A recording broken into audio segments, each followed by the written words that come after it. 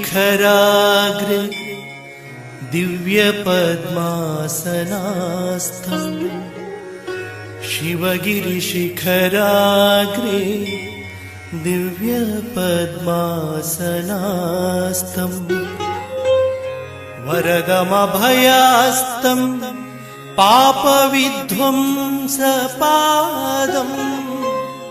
सुजननिखरसेव्यं चारुकारुण्यनेत्रम्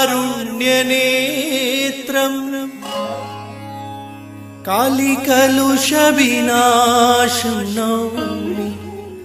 नारायणाख्यम् कलिकलुषविनाशं नौमि नारायणाख्यम्